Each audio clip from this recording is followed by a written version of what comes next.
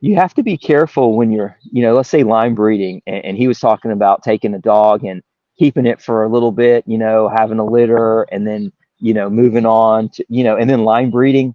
You have to be careful because let's say something, and it maybe not genetic testing, but let's just say it has cancer. We'll stick to that, right? So, 3 years, you have a litter of puppies. Well, by five, it dies of cancer, or it dies of who knows what, something weird happens to it, starts having seizures, or God knows whatever. Well, now you're 3 or 4 generations in. And so I tell anybody that's breeding to be careful of that. I line breed. I try to select when I do line breed on the males that have, like one, for instance, this is my pedigree. He lived 16 years. And I mean, you couldn't kill him. I pushed him to the limit on every, in the heat and the cold and the whatever, he went everywhere with me. And he was just a solid dog. And I see so many times these people line breed, and especially with me on the working side, I see the show side, and there's glorifying this legend dog. And they have semen off of him, and he sired 200 litters. And then I ask the simple questions: how long, is he alive still? Oh no, he died. Well, how old was he when he died? No, he was 10. He was 10. I mean, my dogs are living 16 years, 13, 14, and then you start asking, well, this dog was crated every day. He never really saw the outside, the heat, this and that. You start to worry, is that the kind of dog you want to line breed to? And just be mindful of that. I tell any breeders and stuff I try to line breed to those ones that have proven themselves in a number of ways. And one now I'm starting to line breed to. He's over 10. He's sired, he's proven he's done, sired litters that have also themselves produced dogs that haven't had any issues too. And there's extremes to everything. And I think it depends on the breeder how extreme you want to go with that. But in a way, you can, you can take it, like y'all were talking about, and cherry eye or whatever. And you're exactly right. Everybody wants you to say, oh no, I wouldn't do that. But when you have one with maybe perfect temperament or what, and me personally, I wouldn't, my breed is different. But as far as, let's just say pricked ears, like for whatever reason, it's right now in the show ring, it's people don't like it. So you get one with ears standing up, but maybe the temperament is spot on. It has, we'll just say it has no skin allergies. Let's just use that, because you can't test, genetically test for that. But you keep the brother that has perfect ears, that's skittish and timid and has skin issues now. And you're like, but he's blue, maybe we'll add that in there, and we'll say, and okay, well, so he's going to show better. I can, well, you're kind of, screwing yourself. I want the dog with the messed up ears, maybe, and you know, maybe the top line's not perfect, but the temperament, the health, everything else like that checks on. And I know, you've tried him, I've read him, and he produces dogs with perfect ears, perfect top lines. There's that too, and too many times I think breeders maybe they want a lineup of pretty dogs, and they're like, okay, this is all pretty dogs. But are they producing pretty dogs? I'd rather have one maybe that's missing a few things, but it's a better producer than himself.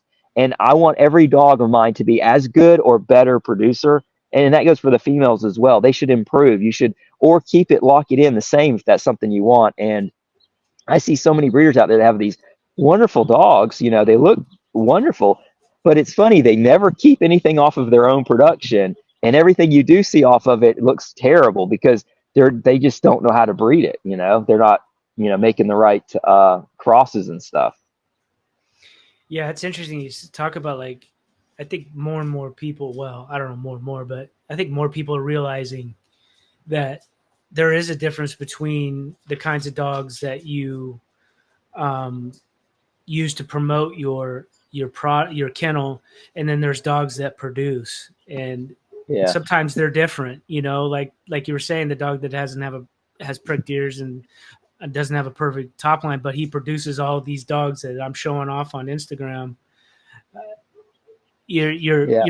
you're you're looking at your program as a bigger picture, and I find that, like you say, a lot of people are short sighted, and They're not. Yeah. I mean, the old school guys realized this, that some of their ugliest dogs Yeah. were their best producers. And that's who I learned it from. Yeah. I knew a lot of good dogmen back in the day, and even as a young guy, it's like, no, I don't want nothing from that dog. And I would always, and I'd wonder why even the price was more money for that litter, and and I had opportunities, I'll touch on this real quick, of getting some really nice, like, dogs like that, give, and like, here you can have, and I turned them away because, oh, the ear's not right, or that, and he told me that, but it'll produce its. And now looking back and knowing what I know now, and even looking at pedigrees now, and I'm like, oh my gosh, that dog and the temperament and everything, it was spot on. And what I thought at one time was all looks and this and that, and there's so much more to it. They need to be a producer as well. They need a pass that trait on. And for a breeder, that's the most important important thing, I think, to make the differentiate you from everybody else. If you can keep improving on that. But yeah, you're completely right. Yeah, it's not a black and white thing, is it? You really got to like evaluate every facet of what you're Yeah. doing. and It's and it's crazy because so many people read books, which is fine, and they get on the internet, and it's more hearsay regurgitation, and then they like to cut down, this guy's a puppy miller, this one, or whatever. And to some extent I get it, but at the end of the day, it's the ones that have had experience and have done the breedings. Like, I see so many times, and because I'll inbreed occasionally and stuff, and my thing is, if you have to ask, should I, then you shouldn't. But when I make those breedings, I don't have to ask. The dog is perfect. I know, but saying that is, oh no, you shouldn't do this. You shouldn't, and I ask all these people the same question. Well, have you done it before? What was your outcome? Well, I've never done it, but it says in this book, or so and so's cousin's brother, sister's friend did it, and I heard a story, and it's like, well, I've done it and it's been successful. And again, you have to take in that person's, experience, and what are they, if they're honest with themselves, and stuff like that. And the best advice I got from an old timer, I used to look at pedigrees, and I would walk his yard, and I said, what do you think these two dogs would produce? And and I had my dog, and I said, what if we bred them to this dog and whatever? And he said, honestly, try it and find out. I mean, and at the end of the day, we don't know. I mean, that's the cool part about it. God's in control, and you really got to try it and see, because I've had beautiful dogs bred together, and I've had such high hopes for it, and it turned out like crap. And then I've done others that I'm like, kind of,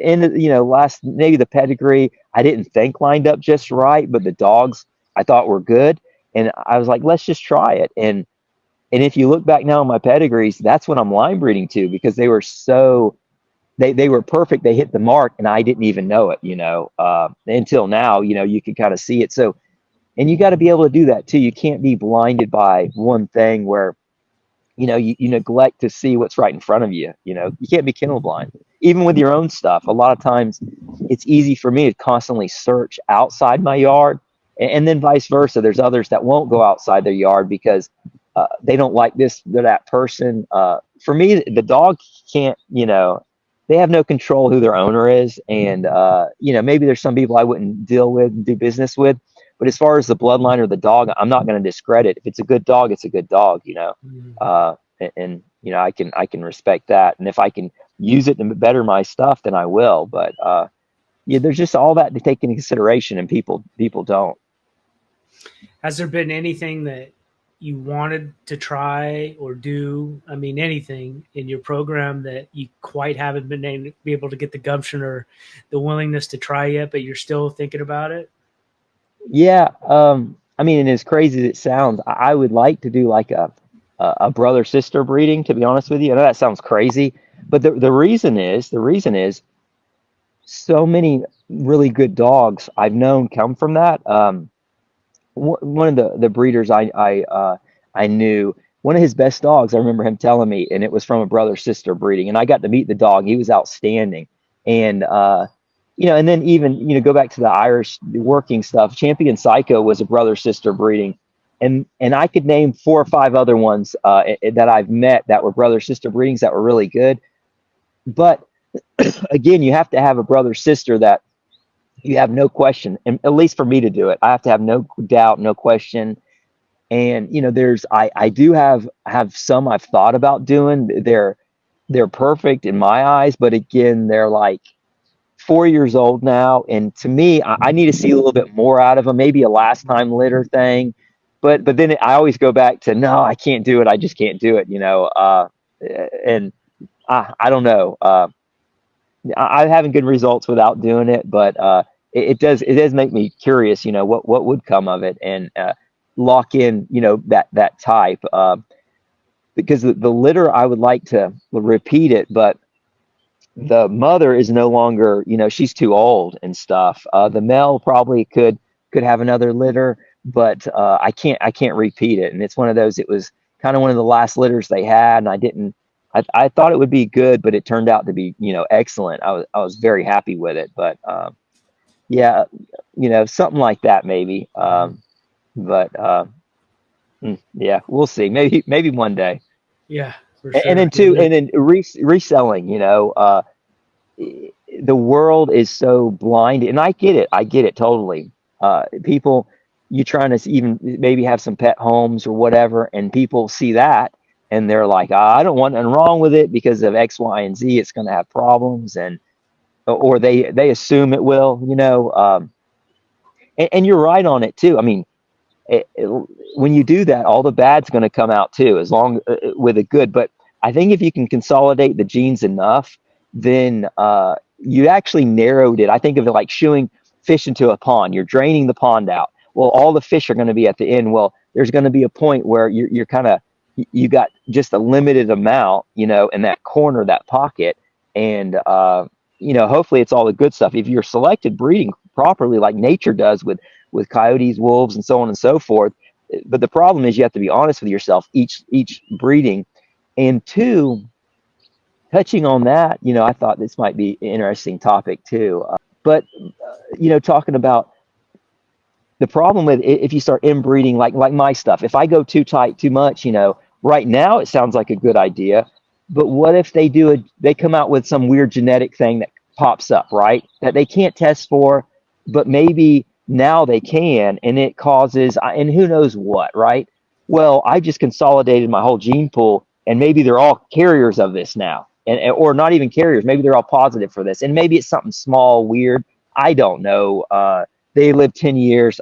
I don't know, whatever, right? And it is a genetic that we can test for now in the future. So putting Mhm. all your eggs, and that's why I'm totally against. The Staffordshire Bull Terrier has liver in it, which it's a disqualification in the kennel clubs, and it has black and tan, same thing. Well, what? How do we know if there's not other genes associated with those colors, and we get rid of it, and then we found out later that that was also tied to something else? I don't know, but we need that diversity, and so as big as I'm a believer on line breeding tight and inbreeding, I do think outcrosses are important, and it's nice to. I have like three lines kind of going in my yard, just so I don't cover up myself, and I'm real easy in dipping my toe in each breeding I do because I can try to always back out of it. If it doesn't turn out in 3 or 4 years, I go a different direction, and I just wipe the slate clean with that little project or that experiment or whatever it is. If I go too tight or not enough. Some and bloodlines are different. I have some lines that I can go as tight as I want. It seems to get better and better. And then others that you start to go too tight, and then all heck breaks loose. You see Mhm. all kind of issues. So uh, I don't know. You just got to take that in consideration. It's not the same for everybody. Just because a line breeding, inbreeding worked for me doesn't mean it's going to work for somebody else if the bloodline's different. You bring up a good point too, because somebody like you that's been doing it for a long time and has the stock to be able to do it, I think that, yeah, like you said, it's a lot easier to really, you know, to intellectually look at what you have and make those right decisions on that level. It's those kennels that don't have as many dogs, or ability to get as many dogs as, say, somebody that's been as established as you, that maybe line breeding and inbreeding should be a really, really, really tough decision to make, not something that you strive Right. to do. Yeah. Well, and you're exact. I mean, because I don't know how many generations in. and I've seen great grandparents and uncles, and Mhm. I've handled them where I would be real leery to go into some new blood that I, just got Mhm. today, and I'm going to inbreed this or that or whatever, because I don't know what. And that's what I've tried. I was telling somebody the other day the same thing. I said, and it happens so much. These people that start out breeding, they get sold on this dog individual, and they come to me and they're like, "This is the greatest dog ever," blah blah blah, and I got it from this person, and then I know kind of dogs behind the blood, and I'm like, I know there's issues in it, right? But this dog is a perfect example of it. But I try to tell them, be careful, because let's say they start inbreeding to it, or something pops up that let's say cherry eye, right? So I know it's known for cherry eye, but this is a good example of the breed. So you need to try to weave your way around it without having that come back. And they don't understand, well, I bred, a half brother and half sister to this male, and it's cherry eyes popping up, and it's inbreeding now. It's this and that. And I'm like, no, it's actually in the line. And I'm not telling them to throw the bathwater out with the baby out with the bathwater, because Mhm. that's a good dog. And I'll be the first one to say it, but they have to the next generation, make sure they get rid of it, and then use the right blood.